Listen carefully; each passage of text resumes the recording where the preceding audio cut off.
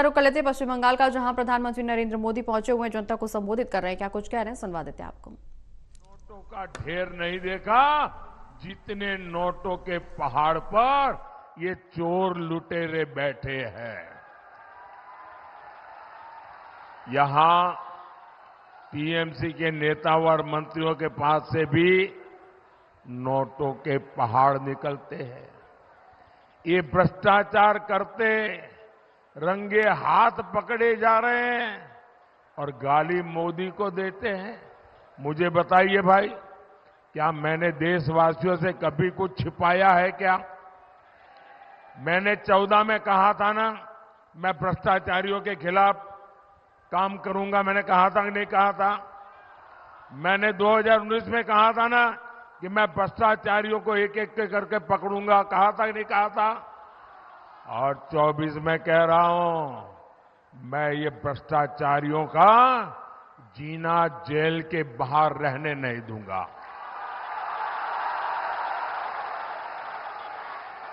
आप बताइए साथियों, आपको लूटने वालों के साथ मोदी ठीक कर रहा है कि नहीं कर रहा है? ठीक कर रहा है कि नहीं कर रहा है? मुझे करना चाहिए कि नहीं करना चाहिए? पूरी ताकत से करना चाहिए कि नहीं करना चाहिए? ये लोग गालियां दे तो भी करना चाहिए कि नहीं करना चाहिए? ये झूठे आरोप लगाए तो भी करना चाहिए कि नहीं करना चाहिए?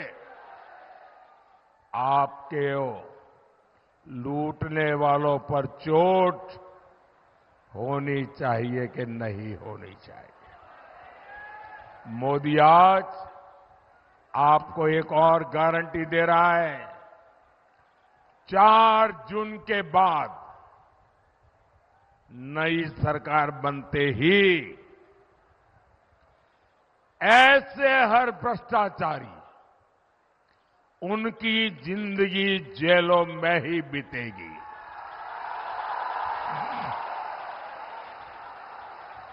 4 जून पड़े भ्रष्टाचारी দের ওপরে অ্যাকশন আরো তীব্র হবে। और ये जो लूटा हुआ पैसा मोदी पकड़ रहा है ना, ये पैसा उन पीड़ितों का जिनसे उन्होंने लूटा है। मेरी कोशिश है कि वो पैसे उनको वापस मिले, और इसके लिए मोदी रास्ता खोज रहा है। भाइयों बहनों, बंगाल की जनता ने इस बार टीएमसी को साफ करने का पक्का मन बना लिया है। इसके रुझान आने शुरू भी हो गए हैं और इसी के साथ टीएमसी की बौखलाहट भी बढ़ती जा रही है। जिन्हें पहले कभी किसी ने पूछा नहीं, मोदी आज उनको पूजा करता है, पूजा करता है। वो सदियों से वंचित रहे हैं, मोदी उन्हें वरीयता देता है। आज गरीब हो, दलित हो, पिछड़े हो, आदिवासी हो, मोदी ने सभी को अपनी योजनाओं का लाभ पहुंचाया है। पक्का घर सभी को मिला है, कोई भेदभाव नहीं किया। टॉयलेट और गैस कनेक्शन सभी को मिला, मोदी ने कोई भेदभाव नहीं किया। आप मुझे बताइए, मोदी जो मुफ्त चावल देता है, क्या कभी कोई भेदभाव किया है क्या? मोदी ने आपका बैंक में जो खाता खुलवाया, क्या उसमें कभी भेदभाव किया है क्या? साथियों, मैं जानता हूं कि पुरुलिया के आप लोगों को किस तरह जल संकट का सामना करना पड़ता है। ये जल संकट हमारे गरीब, दलित, पिछड़े, आदिवासी भाई बहनों का जीवन और मुश्किल बना देता है। मोदी की कोशिश देश के हर घर तक नल से जल पहुंचाने की है। माताओं बहनों, मुझे हर घर में नल से जल पहुंचाना है। पिछले 5 साल में 12 करोड़ से ज्यादा घरों को 12 करोड़ से ज्यादा घरों को हमने नल कनेक्शन से जोड़ा है। लेकिन पुरलिया जैसे इलाकों में टीएमसी सरकार इस अभियान को आगे बढ़ने नहीं दे रही है। उत्तर प्रदेश जैसे राज्यों में जहां भाजपा की सरकार है, वहां डेली हर रोज अलग अलग गांवों में, अलग अलग इलाके में 30,000 घर, एक दिन में 30,000 घरों को नल का कनेक्शन दिया जाता है। इतना बड़ा काम हो रहा है।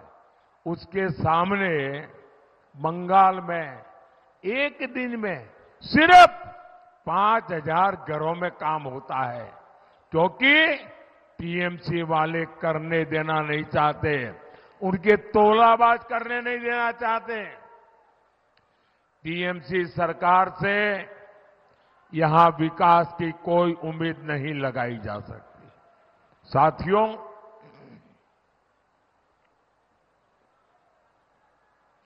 मैं आज गंभीर बात कहना चाहता हूं और बड़ी पीड़ा के साथ कहना चाहता हूं।